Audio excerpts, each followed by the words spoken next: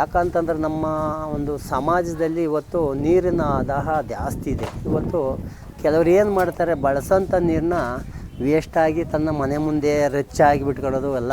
ಅದನ್ನ ನಾನು ಏನು ಮಾಡಿದ್ದೀನಿ, ಇಂಗುಂಡಿ ಅಂತ ಮಾಡಿದ್ದೀನಿ. ಇವತ್ತು ನಾನು ಒಂದು 10 ವರ್ಷದ ಹಿಂದೆಯೇ ಮಾಡಿದೆ. ಇವತ್ತು 2020ರಲ್ಲಿ ನರೇಂದ್ರ ಮೋದಿ ಇಂಗುಂಡಿ ಅಂತ ಒಂದು ಆಪ್ ಬಿಟ್ಟಿದ್ದಾರೆ. ಪ್ರತಿಯೊಬ್ಬರು ರೈತರು ಮಾಡ್ಕೊಬೋದು. ಪಂಚಾಯತಿಯಲ್ಲಿ ನರೇಗಾದಲ್ಲಿ 14,000 ರೂಪಾಯಿ ಕೊಡ್ತಾರೆ. ನೀವು ಮಾಡ್ಕೊಬೋದು ಇಂಗುಂಡಿ, ಪ್ರತಿಯೊಬ್ಬರು ಮಾಡ್ಕೊಳ್ರಿ. ನೀವು ಅದು ಮಾಡಬೇಕಾದ್ರೆ ಫಸ್ಟು ನಾವು GPS ಮಾಡಿ, ನಾನು ಓನಾಗಿ ನಾನು ಮಾಡ್ಕೊಂಬಿಟ್ಟಿದ್ದೀನಿ 20 ವರ್ಷದ ಹಿಂದೆಯೇ.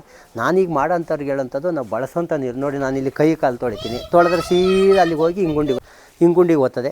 ಇಲ್ಲಿ ಬಟ್ಟೆ ಹೋಗಿದ್ರೆ ನೋಡಿ ಸದ್ದಿ ಈ ಥರ ಹಿಂಗೆ ಓದ್ತದೆ. ನಾನೆಲ್ಲ ಚೇಂಬರ್ಗಳು ಮಾಡಿದ್ದೀನಿ. ಅಲ್ಲಿ ಚೇಂಬರ್ ಯಾಕೆ ಮಾಡಿದ್ದೀನಿ ಅಂದರೆ, ಒಳಗಿಂದ ಬಂದು ಈ ಚೇಂಬರ್ಗೆ ಬರ್ತದೆ ನೋಡಿರಿ. ಇಲ್ಲಿ ಬಂದು ಬರೋಂಥ ಕಸಾಲೆ ಇಲ್ಲಿ ಕುತ್ಕೊತಾ ಇರ್ತದೆ. ಈ ಕಸ ನಾನು ಎತ್ತಾಕೊಂತ ಇರ್ತೀನಿ, ನೀರು ಮಾತ್ರ ಇಂಗುಂಡಿಗೆ ಓದ್ತದೆ.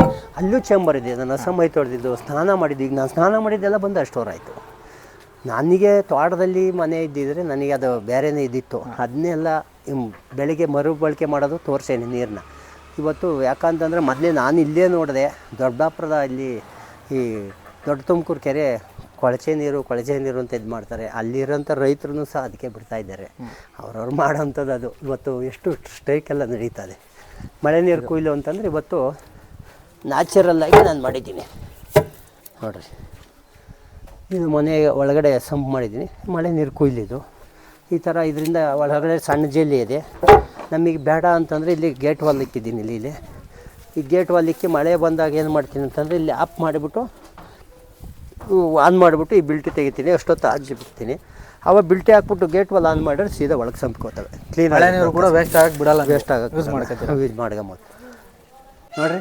ಇದೆಲ್ಲ ದೇಸಿ ತಳಿ ಬೀಜ. ಇವತ್ತೆಲ್ಲ ದೇಸಿ ತಳಿ ಅಂದರೆ ಇವತ್ತು ಬೀಜಕ್ಕೋಸ್ಕರ ಇವತ್ತು ನಮ್ಮ ಮನೆಗೆ ನಾವು ಬೆಳ್ಕೊಳಕ್ಕೆ ಇವತ್ತು ತುಪ್ಪದೀರೆ, ತುಪ್ಪು ಸಾರೆ, ನಾಟಿ ಹೀರೆ, ನಾಟಿ ಬೆಂಡೆ ಇವೆಲ್ಲ ನನಗೋಸ್ಕರ ಇವೆಲ್ಲ ನಾನು ಅಭಿವೃದ್ಧಿ ಮಾಡ್ತಾಯಿದ್ದೀನಿ.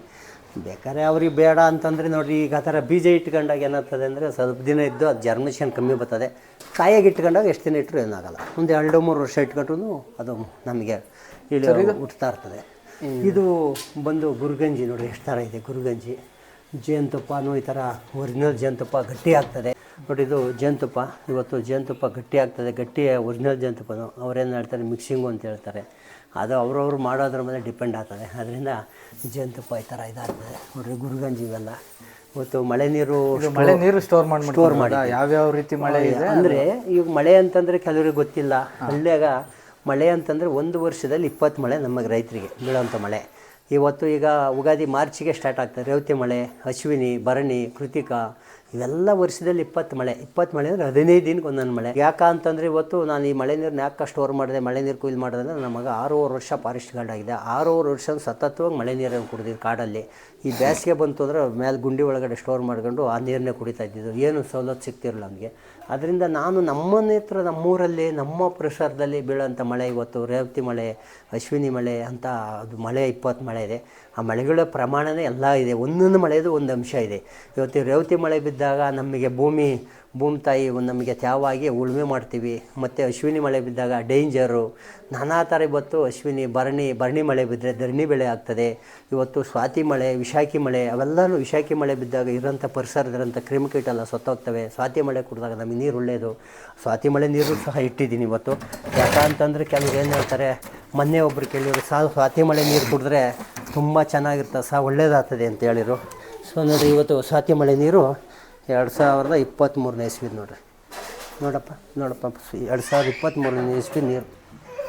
ಮಳೆ ನೀರುಗಳು ಒಂದೊಂದು ಮಳೆಗೆ ಒಂದೊಂಥರ ನೀರು, ಮಳೆ ನೀರು ಒಂದೊಂದು ಇದಿರ್ತದೆ, ಗುಣ ಇರ್ತದೆ, ಅದರಲ್ಲಿ ಲಕ್ಷಣಗಳು ಇರ್ತವೆ. ಇವತ್ತು ನಾವು ರೈತ, ಎಲ್ಲ ರೈತರು ಇರ್ತಾರೆ, ಒಬ್ಬೊಬ್ಬ ರೈತ ಒಂದೊಂದು ಥರ ಗುಣ ಇರ್ತದೆ. ಅದೊಂದು ಮಳೆ ನೀರು ಇದು ನೋಡಿ 2023ನೇ ಇಸ್ವಿದು ಒಂಚೂರು ಕೆಡಲ್ಲ. ಇದು ನೀರು ಸ್ವಾತಿ ಮಳೆ ನೀರು ಕುಡಿದ್ರೆ ಒಳ್ಳೆಯದು ಅಂತ ಅದು ಇಟ್ಟಿದ್ದೀನಿ. ಕೆಲವ್ರು ಕೇಳಿದಾಗ ಕೊಡ್ತೀನಿ. ನಾನು ಸ್ವಲ್ಪ ಯಾವಾಗವಾಗ ಇದು ಮಾಡ್ತಾ ಇರ್ತೀನಿ. ಅದರಿಂದ ಇವತ್ತು ಕಾಳುಗಳು ಅಷ್ಟೇ ಇವೆಲ್ಲ ಇದು ಮಾಡೋಣ. ಗಜ್ಜಿ ನೋಡಿರಿ, ಕಾಳುಗಳು ರೈತರು ಏನು ಮಾಡ್ತಾರೆ ಇವತ್ತು ಎಲ್ಲ ಕೆಮಿಕಲ್ ಹಾಕಿ ಮಾಡ್ತಾರೆ. ನಾನು ಯಾವುದೇ ಕಾರಣಕ್ಕೆ ಏನು ಕೆಮಿಕಲ್ ಹಾಕಲ್ಲ. ಏನು ಕಾಳು ಇವು? ತೊಗರಿ ಕಾಳು ಇದು ಈ ವರ್ಷದ್ದು. ಇದನ್ನೀಗ ಹಾಕಿ ಇಟ್ಕೊಂಡಿದ್ದೀವಿ, ಕೆಡಲ್ಲ ನೋಡಿ. ಇವೆಲ್ಲ ಕಾಳುಗಳ್ನ ಈ ಥರ ಇಟ್ಕೊಂಡಾಗ ಒಂದು ಏನು ಕೆಮಿಕಲ್ ಹಾಕ್ದಂಗೆ ಇಟ್ಕೊಬೋದು. ಇವೆಲ್ಲ ನಾನು ರೈತ ಮಹಿಳೆಯರಿಗೆ ಅವ್ರಿಗೆಲ್ಲ ನಾನು ತೋರಿಸ್ತಾ ಇರ್ತೀನಿ ಇದನ್ನೆಲ್ಲ.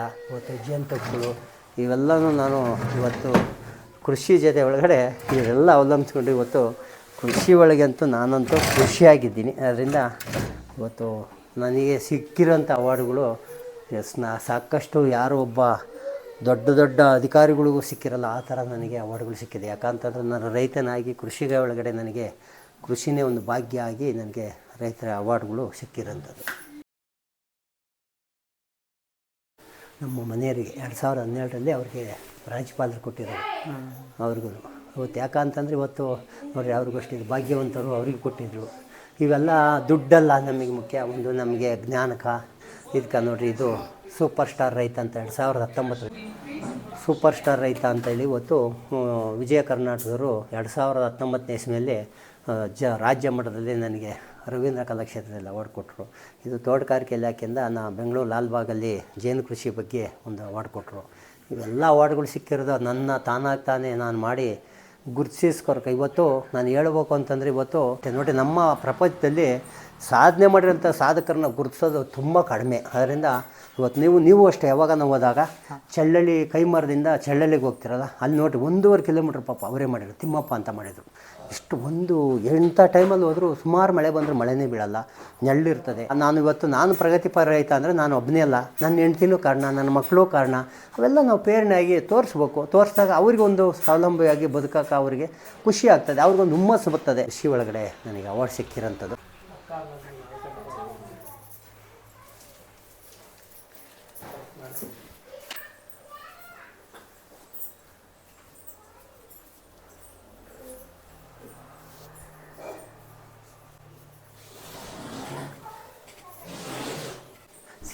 CM ಮೆಡಲ್ ಆಗಿರೋದು, ಗೋಲ್ಡ್ ಮೆಡಲ್ ಮಗ.